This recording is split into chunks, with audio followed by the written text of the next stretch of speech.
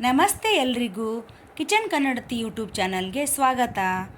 ಇವತ್ತು ನಾವು ಕೊಬ್ಬರಿ ಇಲ್ದಿರನೇ ದಿಢೀರಾಗಿ ಹೇಗೆ ಚಟ್ನಿ ಮಾಡ್ಕೊಳ್ಳೋದು, ದೋಸೆಗಾಗಲಿ ಇಡ್ಲಿಗಾಗಲಿ ಚೆನ್ನಾಗಿರುತ್ತೆ. ಇವಾಗ ಅದಕ್ಕೊಂದು ಬೌಲ್ ಕಡಲೆಕಾಯಿ ಬೀಜ ತೊಗೊಂಡಿದ್ದು ಕೆಂಪಗಾಗೋವರೆಗೂ ಚೆನ್ನಾಗಿ ಹುರ್ಕೋಬೇಕು. ಅದು ಸ್ವಲ್ಪ ಚೆನ್ನಾಗಿ ಹುರಿದ ಮೇಲೆ ಒಂದು 2 ಈರುಳ್ಳಿ ತೊಗೊಂಡಿದ್ದೀನಿ, 2 ಟೊಮೊಟೊ ತೊಗೊಂಡಿದ್ದೀನಿ, ಒಂದು 10 ಹಸಿಮೆಣ್ಸಿಕಾಯಿ ತೊಗೊಂಡಿದ್ದೀನಿ. ನಿಮಗೆ ಖಾರ ಎಷ್ಟು ಬೇಕೋ ಅಷ್ಟು ನೋಡ್ಕೊಂಡು ತೊಗೋಬೋದು. ಚಟ್ನಿ ಪ್ರಮಾಣ ಜಾಸ್ತಿ ಬೇದರೆ ಹಂಗೂ ತೊಗೋಬೋದು. ಮತ್ತು ಸ್ವಲ್ಪ ಕೊತ್ತಂಬರಿ, ಕರಿಬೇವು, 1 ಗಡ್ಡೆ ಬೆಳ್ಳುಳ್ಳಿ, 1 ಸ್ಪೂನ್ ಜೀರಿಗೆ ಇಷ್ಟು ತೊಗೊಂಡಿದ್ದೀನಿ.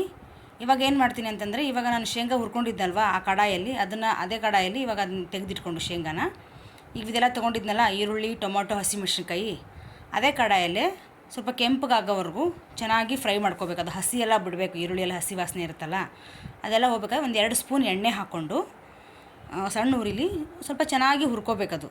ಚೆನ್ನಾಗಿ ಹುರಿದ್ರೇ ಚಟ್ನಿ ತುಂಬ ಟೇಸ್ಟಿಯಾಗಿ ಬರುತ್ತೆ. ಒಂದು 5 ನಿಮಿಷ ಬೇಕಾಗುತ್ತೆ. ಸ್ವಲ್ಪ ಸಣ್ಣಗಿಟ್ಟು ಚೆನ್ನಾಗಿ ಹುರಿಬೇಕು. ಹುರಿದು ಇವಾಗ ತೊಗೊಂಡಿದ್ವಲ್ಲ ನಾವು ಅದನ್ನು, ಕೊತ್ತಂಬರಿ, ಕರಿಬೇವು, ಬೆಳ್ಳುಳ್ಳಿ ಮತ್ತು ಜೀರಿಗೆ, ಅದೊಂದು 20% ಹುರಿದ ಮೇಲೆ, ಫ್ರೈ ಮಾಡಿದ್ಮೇಲೆ ಇದನ್ನು ಸ್ವಲ್ಪ ಆವಾಗ ಹಾಕೋಬೇಕು. ಇದನ್ನು ಹಾಕ್ಕೊಂಡು ಇದನ್ನು ಹಾಕಿ, ಬೇಕಂದರೆ ನೀವು ಹುರಿಬೇಕು ಅಂತ ಏನಿಲ್ಲ, ಅದನ್ನು ಮಿಕ್ಸಿಗೆ ಹಾಕೋತಿರಲ್ಲ ಅವಾಗಾದರೂ ಹಾಕೋಬೋದು, ಇಲ್ಲ ಹುರಿದಾದರೂ ಆಪ್ಷನ್ ಅದು.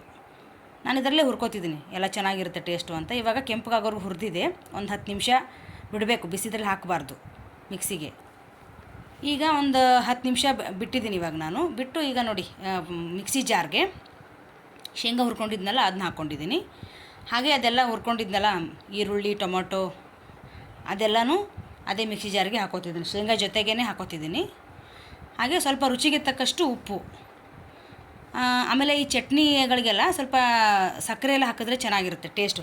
ಒಂದ್ಸಲಿ ಟ್ರೈ ಮಾಡಿ ನೋಡಿ ನೀವು ಹೆಂಗಿರುತ್ತೆ. ಸ್ವಲ್ಪ ಸಕ್ಕರೆ ಹಾಕಿದ್ರೆ, ಸ್ವಲ್ಪ ಸಕ್ಕರೆ ಹಾಕಿ ನೀರು ಹಾಕ್ಕೊಂಡು ಸ್ವಲ್ಪ ನುಣ್ಣಗೆ ರುಬ್ಕೊಂಬಿಡ್ಬೇಕು, ಎಷ್ಟು ಬೇಕೋ ಅಷ್ಟು. ನೋಡಿ ಇವಾಗ ಚಟ್ನಿ ರೆಡಿ ಆಗಿದೆ ನೋಡಿ, ಸೂಪರಾಗಿ ರೆಡಿ ಆಗಿದೆ. ನೀವು ಒಂದ್ಸಲಿ ಟ್ರೈ ಮಾಡಿ, ಹೇಗೆ ಬಂದಿದೆ ಅಂತ ಕಮೆಂಟ್ ಮಾಡಿ. Thanks for watching.